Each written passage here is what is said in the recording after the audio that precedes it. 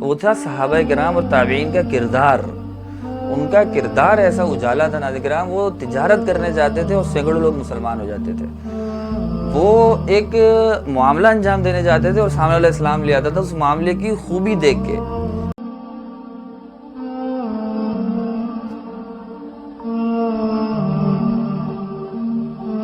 السلام علیکم ورحمۃ اللہ وبرکاتہ.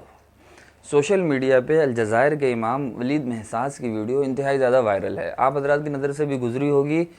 جس میں وہ نماز تراویح ادا فرماتے ہوئے ایک بلی ان کی طرف چھلانگ لگاتی ہے، جس کو اپنے ہاتھ سے سہارا دیتے ہیں اور وہ ان کے کندھے پہ سوار ہو جاتی ہے، اور تقریباً چند سیکنڈ تک وہ ان کے کندھے پہ رہتی ہے اور ان کے جسم کو محبت کے ساتھ ایسا لگتا ہے جیسے قرآن کریم کی محبت میں ان کے جسم کو چومتی بھی ہے، اور اس کے بعد چند سیکنڈ بعد وہ ایک طرف سے اتر جاتی ہے.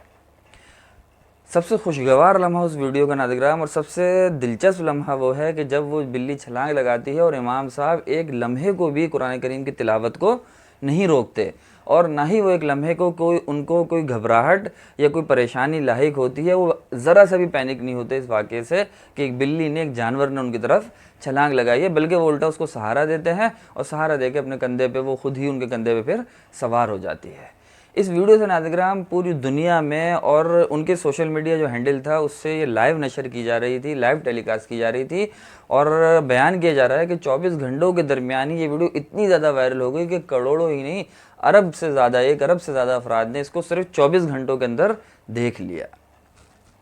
جسے کہتے ہیں نا کہ لمحوں نے خطا کی تھی، صدیوں نے سزا پائی.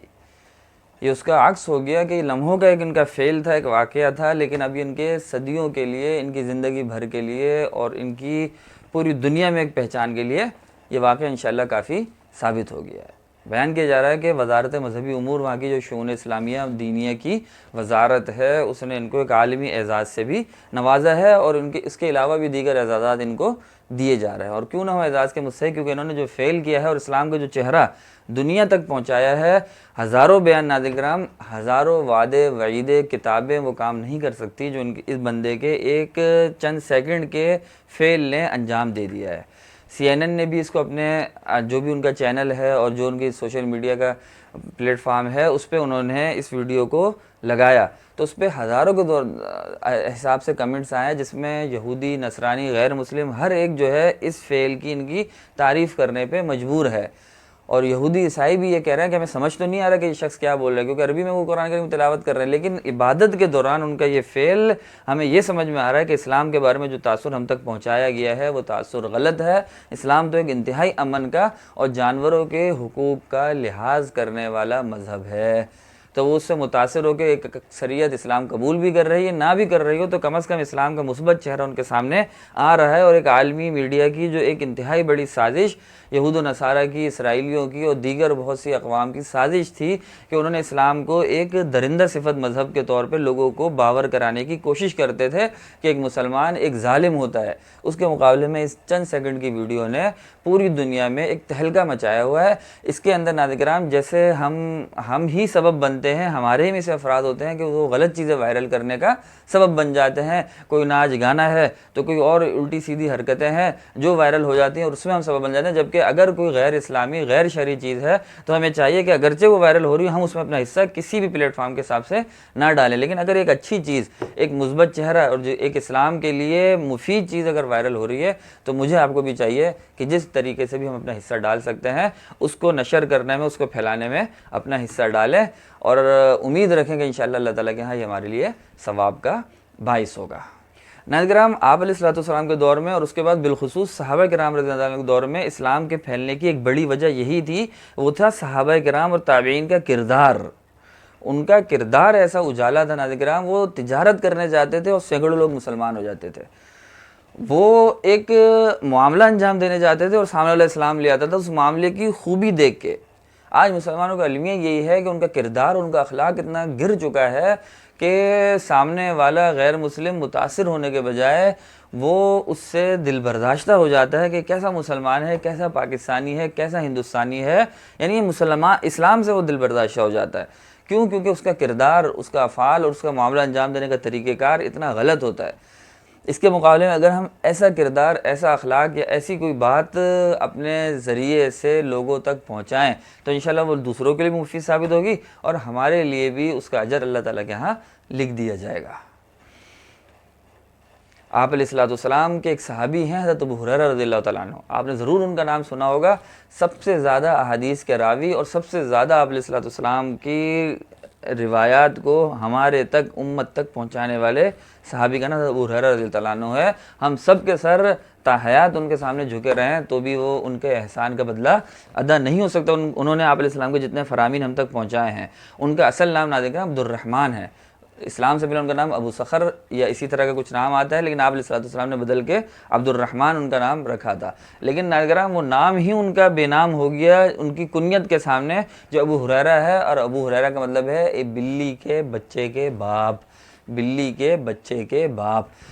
ابو ہریرہ ان کی کنیت اس لیے پڑی کہ وہ بلیوں سے بہت زیادہ محبت کرتے تھے۔ ایک دن آپ علیہ السلام نے ان کے آستین میں بلی دیکھی، آپ علیہ السلام نے عرض فرمایا کہ یہ کیا ہے؟ تو ابو ہریرہ رضی اللہ عنہ نے عرض کیا کہ یہ بلی ہے، بلی کا بچہ ہے۔ تو آپ علیہ السلام نے فرمایا یا ابا ہریرہ، اے بلی کے بچے کے باپ۔ اس دن سے وہ نام اتنا مشہور ہوا کہ روایت میں آتا ہے کہ اس کے بعد اکثریت جو تھی ان کا نام بھول گئی اور اس نام سے، اس کنیت سے ابو ہریرہ سے ان کو پکارا جانے لگا۔ اور بعض روایت سے معلوم ہوتا ہے کہ آپ علیہ السلام نے نہیں،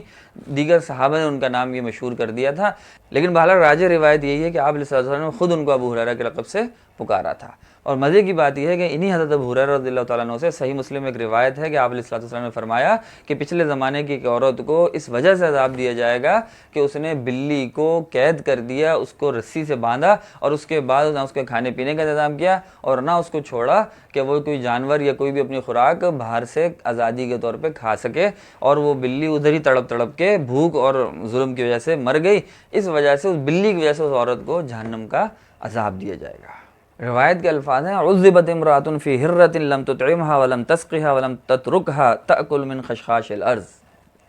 نہ اس کو چھوڑا کہ وہ جانور وغیرہ کو کھا کے اپنا پیٹ بھر سکے۔ تو ناظرین بلی پہ، جانور پہ ظلم کر کے اگر اس عورت کو جہنم کی وعید ہو سکتی ہے تو بلی پہ، جانوروں پہ اور بالخصوص انسانوں پہ رحم کر کے، اچھائی کا معاملہ کر کے جنت کی بشارت ہمارے لیے کیوں ثابت نہیں ہو سکتی؟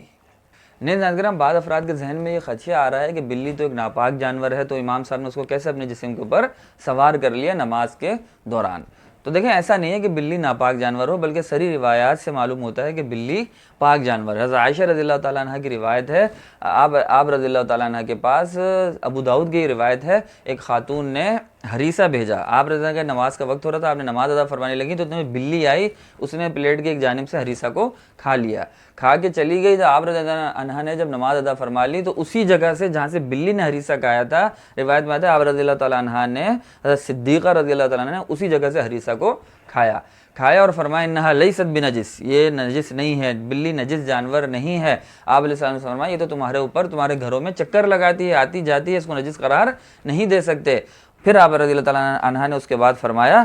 وقد رأیت رسول اللہ صلی اللہ علیہ وسلم یتوضأ بفضلها، میں نے خود آپ علیہ السلام کو دیکھا ہے کہ آپ علیہ السلام اس بلی کے جھوٹے سے وضو فرماتے تھے، بلی کے جھوٹے پانی سے وضو فرماتے ہوئے میں نے دیکھا ہے، لہذا معلوم ہے کہ بلی نجس نہیں ہے۔ حضرت ابو قتادہ رضی اللہ تعالیٰ عنہ سے بھی، جو بہت مشہور صحابی ہیں اور بکثرت روایات کے راوی ہیں اور بہت زبردست قسم کی حدیث ان سے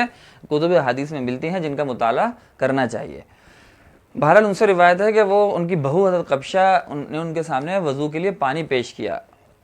قریب ایک بلی کھڑی ہوئی دیکھ رہی تھی جس سے ان کو احساس ہو کہ یہ بلی پیاسی ہے، انہوں نے وہ پانی بلی کے سامنے رکھا، بلی نے پانی پیا اور چلی گئی۔ اس کے بعد اسی پانی سے ابو قتادہ رضی اللہ عنہ نے وضو فرمایا تو ان کی بہو کو تھوڑا سا تجسس ہوا کہ بلی نے تو اس پانی میں منہ ڈالا ہے۔ حضرت ابو قتادہ نے فرمایا کہ یہ بلی نجس نہیں ہے، انہا طوافین علیکم الطوافات، یہ تو آپ علیہ الصلوۃ والسلام نے فرمایا ہے تمہارے اوپر، تمہارے گھروں میں چکر لگاتی ہیں، لہذا اس کے بچے ہوئے پانی سے وضو کرنے میں کوئی حرج نہیں ہے۔ بہرحال ناظرین ثابت ہوا کہ بلی ایک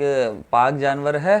اور الجزائر کے امام کا فعل انتہائی مستحسن اور قابل قدر اور قابل تقلید عمل ہے، اور انہوں نے جس طرح اس بلی کو جو ہے اس پورے معاملے کو ہینڈل کیا اور جس طرح انہوں نے پوری اپنی امامت اور تراویح کو بھی جاری رکھا، یہ قابل تعریف عمل ہے، اس کی حوصلہ افزائی کرنی چاہیے۔ اور کیوں نہیں کرنی چاہیے جب میں نے بتایا غیر مسلم بھی اس کی تعریف کر رہے ہیں، اگرچہ ان کو سمجھ نہیں آ رہا پھر بھی وہ اس سے متاثر ہو کے اسلام قبول کر رہے ہیں اور اسلام کی حقانیت کے قائل ہو رہے ہیں، تو ہمیں بھی اس چیز کو، میں نے آپ کو بتایا پھیلانے کا بھی سبب بننا چاہیے، اور اپنے طور پہ بھی ایسے افعال کے صدور کا اہتمام کرنا چاہیے کہ ہمارے سے بھی ایسے افعال، ایسی چیزیں صادر ہوں کہ جس سے دوسرے غیر مسلم بھی اور مسلم بھی متاثر ہوں، اور ان کے اندر اسلام کے اندر مزید رغبت بڑھے، اسلام کے اندر وہ رغبت بڑھے اور اسلام قبول کرنے کا سبب بنے، بجائے اس کے کہ ہم ایسے افعال قبیحہ جانوروں سے متعلق بھی اور بالخصوص انسانوں سے متعلق بھی صادر کریں کہ جو لوگوں کے لیے اسلام سے بدگمانی کا سبب بن جائے۔